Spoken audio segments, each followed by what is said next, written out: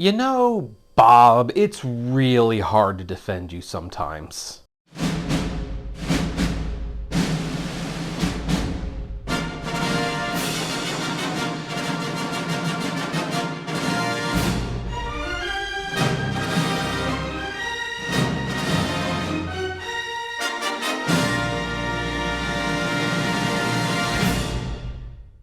Hey everyone, this is Kevin T. Rodriguez, film critic of iCritic.net. Thank you so much for spending a few minutes of your time here today. And yeah, I've definitely got something to say right now about Bob Iger. Now, in light of what I'm about to say, you might be saying this way, well, iCritic, don't you feel silly for making a video just a day or two ago about great things that Bob Iger did for the company? And the answer is no, I do not regret making that video. Bob Iger has done great things for the Walt Disney Company. He was a good CEO, but if you watch that video, you remember that I was doing the good stuff first because the bad stuff was far more serious. And I even stated in the good video that, hey, I don't think Bob Iger is good for the company right now. And situations like this are why. So Iger had his big town hall meeting where honestly, I'm very surprised he did not announce that Disney Plus and Hulu would be merging next year. I'm surprised he didn't lay out those plans. What they did talk about was, of course, trying to fix Marvel, trying to do quality over quantity, and fixing the company going forward. Like, they actually talked a lot about ESPN and ABC, which Iger said for now is not for sale. So I guess if you work at ABC, breathe a little sigh of relief. I guess for the time being, your job as a cast member is safe. But he made a couple of really dumb comments. And these are the kind of comments on why I do feel that Bob Iger is slipping and really needs to leave the company. First of all, on the less important thing, he did not apologize for making sequels, and he said that they would only greenlight sequels if there was a story worth telling. I don't believe him. I think they will greenlight sequels if there is a financial reason above a story reason, because honestly, that just kind of seems to be the way it's working out. Like, I don't even know what original movie Disney is making anymore. I know they're making Frozen and Frozen 2 and Zootopia 2, but I don't know of the next original movie they're going to make. And considering it takes 3 to 4 years to make each movie, I guess we're not going to see an original movie for the next decade. I'll be in my 50s at that point. So, yeah, you'll wonder why I'm bitter about sequels. But there are a couple comments that he made that I really take issue with, and that's why I decided to make this video today before next week's top 10 worst things Bob Iger said, because, yeah, that video is still coming, unfortunately. So the first thing he said when it came to the Marvels is that, well, he said two stupid things. He, first of all, blamed the movie's performance because of COVID, even though we know that's a BS answer because, well, COVID didn't affect Top Gun, Barbie, Oppenheimer, Spider-Man Across the Universe, Guardians of the Galaxy 3. COVID did not affect the Marvels. There were other things that affected the Marvels. And Iger thinks he knows the reason for one of them.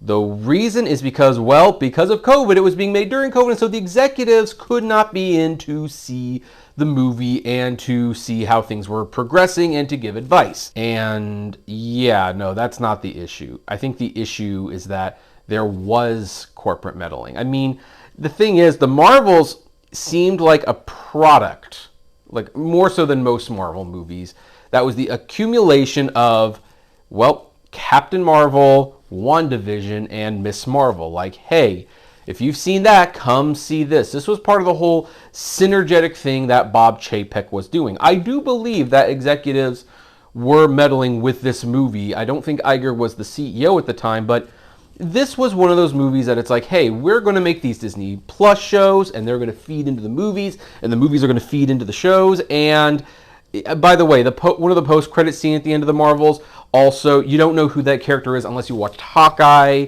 and it's obviously setting up the new Echo series. So, no, this movie was a commercial for itself. which, in all fairness, is kind of what the MCU has been for many years. It's just no one's been talking about it, where it's like Marvel movies are advertisements for the next Marvel movie. That's why very few things of real substance actually happens unless something major is coming to an end, like Endgame, and therefore. But I found it bizarre that Iger, who said they made too many corporate mistakes and things like that, and we want to give the creatives their control back, but then he says that the Marvels failed because the executives weren't looking over their shoulders, even though they absolutely were, and if they weren't, that wasn't the reason that the movie was bad. Okay, yeah, that all makes sense, right? So, but then there's the other thing that he said that really bothered me. Now, he said that creatives lost sight of messaging and that going forward, they were going to have to be more creative with the storytelling and less about the messaging. Now, I'm paraphrasing. That's why I have the quotes up there so that you can read them. Now, this one has a kernel of truth, and we're going to get to that before we get to the real issue. There is a kernel of truth that the movies have been more message-based than story-based. Now, I'm not saying that this is a go woke, go broke situation. I hate that term, hate that whole thought process. But it is true that the response to a lot of these movies failing is because they were blaming people for not buying tickets based on their own personal viewpoints. They were also pushing story elements that had more to do with a message or an agenda than they did a story. When I heard about Lightyear, aside from hearing that it was a Toy Story spinoff, one of the first things I heard about it is Disney wants to cut a lesbian kiss. Okay, I don't oppose that kiss being in there. Why is this what I'm hearing about? I want to know what the movie's about. When I heard about Strange World, you know, the first thing, before I even found out what it was about, this is going to feature Disney's first openly gay character. And that's fine. But what is the movie about? I think this is why a show like High Guardian Spice from Crunchyroll was such a huge lightning rod of controversy. They make this trailer like, hey, it's created by a trans man. All the writers on the staff are women. It's going to have LGBT representation. You know, things that I don't oppose. But what is this show about? Like, I'm not looking for oppression brownie points. I want to know what this show is about. And so when Iger says that, and yeah, by the way, when the movie comes out and then like actors stuff like they blame, men didn't want to go see this movie so it bombed. Well, women made Sex and the City, the movie, really popular. Women primarily made the Hunger Games movies popular. Women primarily made the Barbie movie popular. So I don't know why we're going in that direction. I think things like that do need to stop. You know, just tell us what the movie is, tell us what it's about. There are always going to be grifters and haters and, you know, people who are less than savory, who will never like what you're doing because they are living in the Stone Ages. At the same time, don't give them that chance. You know what? You sell the movie, what it is about, and that's what you focus on. You focus on the quality of the film, not the representation that it's bringing to the table. But that's the only thing I'm going to agree with, because what was really being said in this quote is that, hey, the creatives lost sight of this. The creatives did this, the creatives did this. And that's where it's annoying me, because you know what? I don't believe the creatives are out there deciding like, hey, we're going to make this movie and this is how we're going to sell it. The creatives aren't there saying we're going to tell our actresses to go on stage whenever we make a live action remake and we're going to like trash the original, like, hey, the original is outdated and stuff. You know, believe it or not, Rachel Zegler, who was a good actress, and her Snow White comments, make no mistake, she was told to say those things.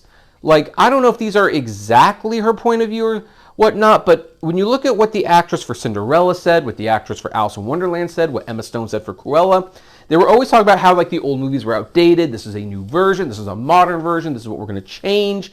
And this is something that's always been going on. This is the executives deciding this is how we want to promote the movie. This is how we want to promote what's going on with Disney.